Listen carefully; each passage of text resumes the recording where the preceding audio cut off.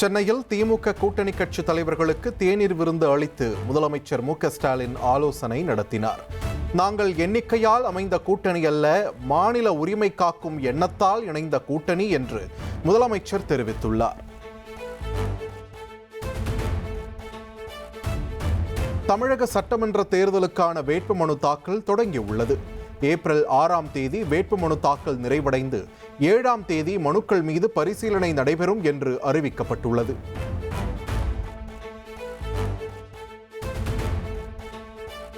கொளத்தூர் சட்டமன்ற தொகுதியில் 4வது முறையாக போட்டியிடும் முதலமைச்சர் மு.க.ஸ்டாலின் வேட்புமனுவை தாக்கல் செய்தார்.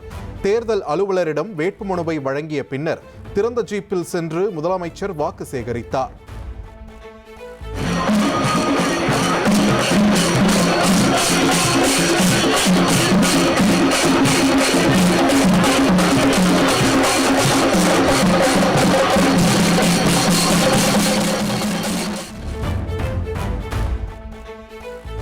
கொளத்தூர் சட்டமன்ற தொகுதியில் 4வது முறையாக வெற்றி பெறுவேன் என்று முதலமைச்சர் மு.க.ஸ்டாலின் நம்பிக்கை தெரிவித்துள்ளார். எத்தனை முனை போட்டியாக இருந்தாலும் திமுக தலைமையிலான கூட்டணி தேர்தலில் வெற்றி பெற்று மீண்டும் ஆட்சி அமைக்கும் என்று அவர் கூறினார். மதச்சார்பற்ற முற்போக்கு கூட்டணி வேட்பாளராக நிறுத்தப்பட்டிருக்கக்கூடிய என்னை அமோகமான வாக்கு வித்தியாசத்தில் நிச்சயமாக வெற்றி பெற வைப்பார்கள்.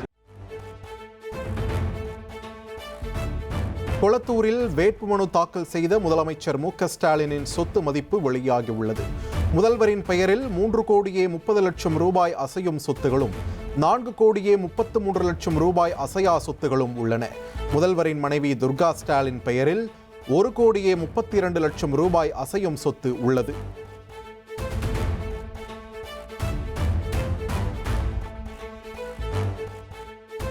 முதல்வர் ஸ்டாலினிடம் 10,000 ரூபாய் கையிருப்பு உள்ளதாக வேட்புமனுவில் தெரிவிக்கப்பட்டுள்ளது. முதல்வரின் மனைவி துர்கா ஸ்டாலினிடம் 40,000 ரூபாய் கையிருப்பு இருப்பதாக குறிப்பிடப்பட்டுள்ளது. வேளச்சேரி, திருவாரூரில் முதல்வர் ஸ்டாலினின் பெயரில் 2.96 கோடி ரூபாய் மதிப்பில் குடியிருப்புகள் உள்ளன. திருவாரூரில் முதல்வரின் பெயரில் 1.12 கோடி ரூபாய் மதிப்பில் நிலம் உள்ளது.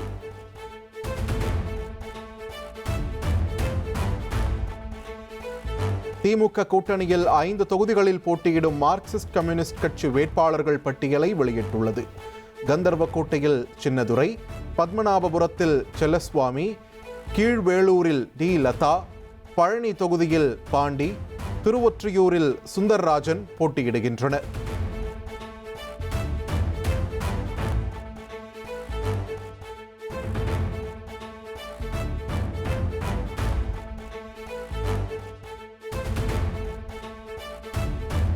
பெரம்பூர் சட்டமன்ற தொகுதியில் போட்டியிடும் தவேக தலைவர் விஜய் வேட்புமனுவை தாக்கல் செய்தார்.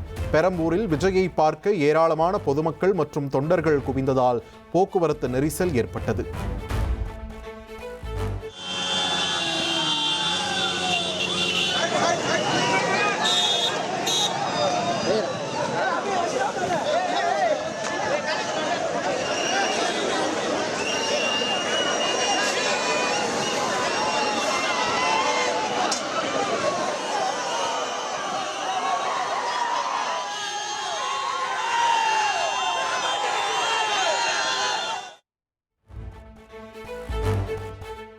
முதலமைச்சர் மு.க.ஸ்டாலினின் கொளத்தூர் தொகுதியில் தவேக தலைவர் விஜய் பிரச்சாரம் மேற்கொண்டார். விஜயை காண ஏராளமான தொண்டர்கள் குவிந்ததால் போக்குவரத்து நெரிசல் ஏற்பட்டது.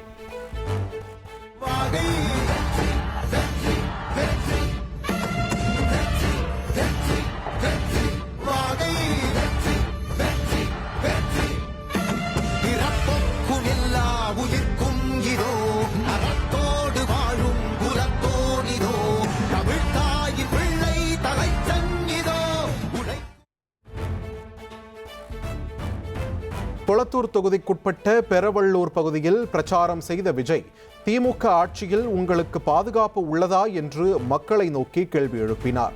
திமுக ஆட்சி விரைவில் விடைபெறப் போகிறது என்றும் அவர் கூறினார். உங்களுக்கு பாதுகாப்பு இருக்கா? இந்த தீய சக்தி திமுக அரசுல குழந்தைகளுக்கு பாதுகாப்பு இருக்கா? இந்த தீய சக்தி திமுக அரசுல நீங்க நிம்மதியா இருந்தீங்களா? ஸ்டாலின் சாருக்கு மக்களை பத்திலாம் கவலையே இல்ல. அவருக்கு மக்கள்லாம் முக்கியமே இல்ல.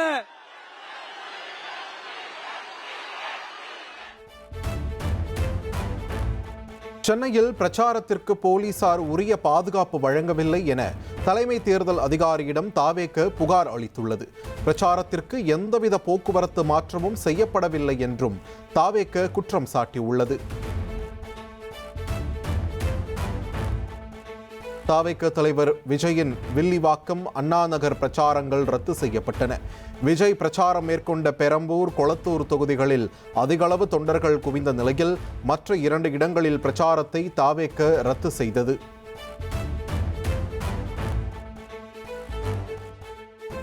பொதுமக்கள் விஜயின் பாதுகாப்பு கருதி பிரச்சாரங்கள் ரத்து செய்யப்பட்டதாக தாவேக விளக்கம் அளித்துள்ளது. பொதுமக்களுக்கு காவல்துறை சரியான பாதுகாப்பு வழங்கவில்லை என்றும் தாவேக குற்றம் சாட்டியுள்ளது.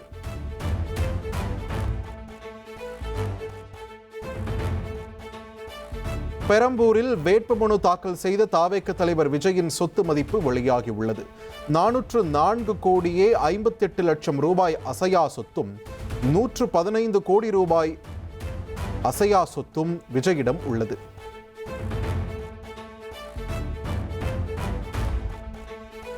கடந்த 5 ஆண்டுகளில் தனது மொத்த வருமானம் 734 கோடியே 45 லட்சம் ரூபாய் என்று விஜய் தனது வேட்புமனுவில் தெரிவித்துள்ளார். விவாகரத்து கோரியுள்ள விஜயின் மனைவி சங்கீதாவின் பெயரில் 15 கோடியே 51 லட்சம் ரூபாய் அசையும் சொத்துகள் உள்ளன.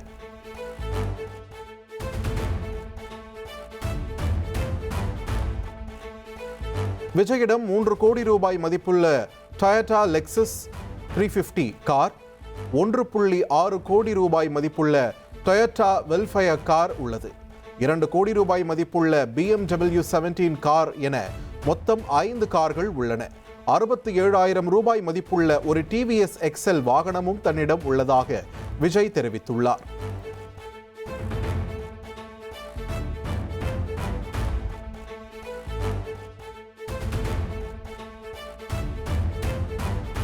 விஜயிடம் 1 கோடியே 20 லட்சம் மதிப்புள்ள தங்கம், 15 லட்சம் மதிப்புள்ள வெள்ளி பொருட்கள் உள்ளன. விஜய் மனைவியிடம் 4 கோடி ரூபாய் மதிப்புள்ள தங்கம், 2 கிலோ வெள்ளி உள்ளது.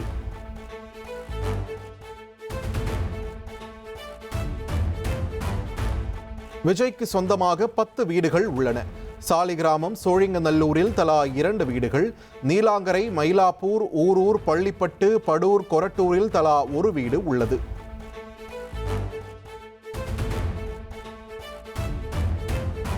விஜய் தனது தந்தை S.A. சந்திரசேகருக்கு 3 கோடி ரூபாய் வழங்கியுள்ளார். தாயார் ஷோபா சந்திரசேகருக்கு 87 லட்சம் ரூபாய் வழங்கியுள்ளார்.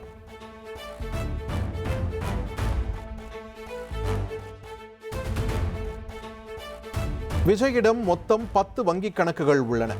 நீதிமன்றத்தில் குற்ற வழக்குகள் நிலுவையில் இல்லை என்றும் வேட்புமனுவில் கூறியுள்ளார்.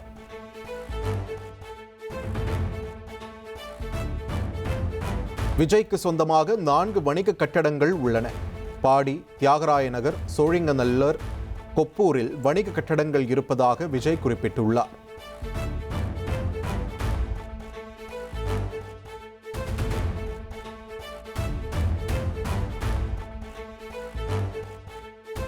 காரைக்குடியில் போட்டியிடும் நாம் தமிழர் கட்சி தலைமை ஒருங்கிணைப்பாளர் சீமான் தனது தாய் மற்றும் மனைவியுடன் சென்று வேட்புமனுவை தாக்கல் செய்தார். தமிழகம் முழுவதும் நாதக வேட்பாளர்கள் வேட்புமனுக்களை தாக்கல் செய்தனர்.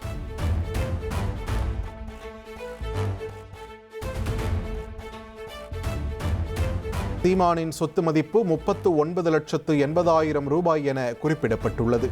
சீமானின் மனைவி பெயரில் 3.44 கோடி ரூபாய் மதிப்பிலான சொத்துகள் உள்ளன.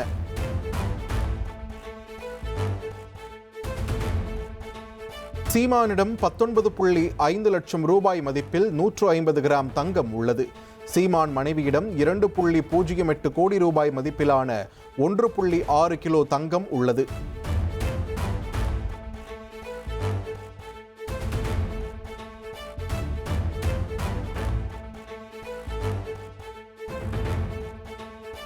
சட்டமன்ற தேர்தலில் சசிகலா கட்சியுடன் கூட்டணி அமைத்துள்ள பாமக நிறுவனர் ராமதாஸ் 5 பேர் கொண்ட முதற்கட்ட வேட்பாளர் பட்டியலை அறிவித்துள்ளார்.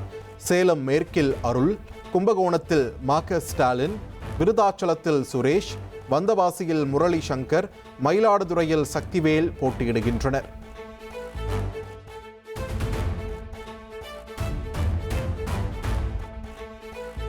சென்னையில் ஆபரண தங்கத்தின் விலை காலையில் சவரனுக்கு 480 ரூபாய் குறைந்த நிலையில் மதியம் சவரனுக்கு 1360 ரூபாய் உயர்ந்தது.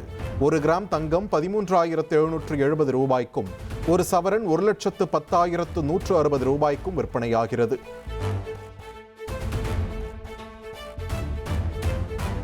வெள்ளி விலை கிலோவுக்கு 5000 ரூபாய் உயர்ந்துள்ளது. 1 கிலோ வெள்ளி 2,55,000 ரூபாய்க்கு விற்பனை செய்யப்படுகிறது.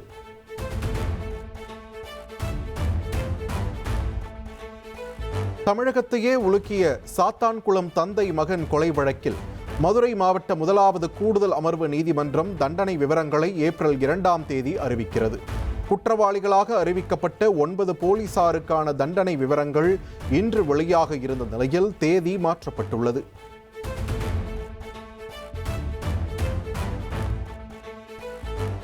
திருமண மோசடி வழக்கில் சிக்கிய மாதம்பட்டி ரங்கராஜிடம் DNA பரிசோதனை நடத்தப்பட்டு முடிவுகள் மத்தியஸ்தர் நீதிபதியிடம் வழங்கப்பட்டுள்ளதாக சென்னை உயர்நீதிமன்றத்தில் தெரிவிக்கப்பட்டுள்ளது. மத்தியஸ்த பேச்சுவார்த்தை தொடர்வதால் வழக்கு விசாரணை ஜூன் 8ஆம் தேதிக்கு ஒத்திவைக்கப்பட்டுள்ளது.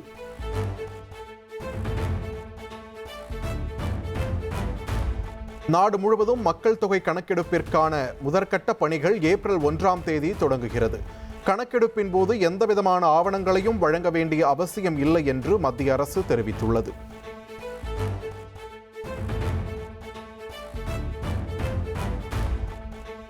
டெல்லி மெட்ரோ ரயில் நிலையங்களில் தீவிரவாத ஆதரவு சுவரொட்டி ஒட்டப்பட்ட விவகாரம்.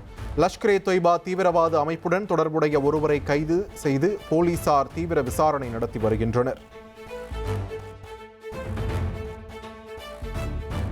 அமெரிக்காவுடன் நேரடி பேச்சுவார்த்தை நடத்தவில்லை என ஈரான் கூறியுள்ளது. பாகிஸ்தானின் அமைதி பேச்சுவார்த்தையில் பங்கேற்கவில்லை என்றும் தெரிவித்துள்ளது.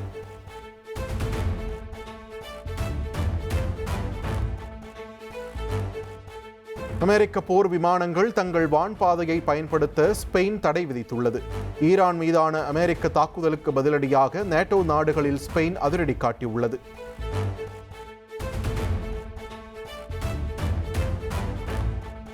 ஈரான் மீது அமெரிக்கா, இஸ்ரேல் நடத்தி வரும் தாக்குதல்களுக்கு எதிர்ப்பு தெரிவித்து ஜப்பான் தலைநகர் டோக்கியோவில் போராட்டம் நடைபெற்றது. 1000க்கும் மேலான மக்கள் திரண்டு அமைதியை வலியுறுத்தி கோஷங்களை எழுப்பினர்.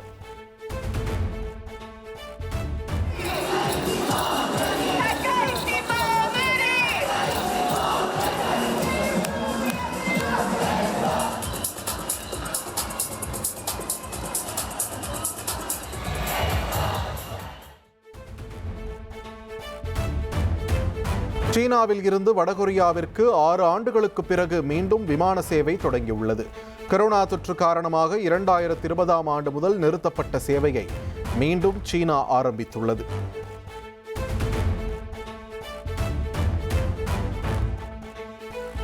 IPL தொடரில் ராஜஸ்தானுக்கு எதிரான லீக் போட்டியில் சென்னை அணி 127 ரன்களுக்கு ஆல் அவுட் ஆனது. 128 ரன்கள் இலக்கை நோக்கி ராஜஸ்தான் விளையாடி வருகிறது.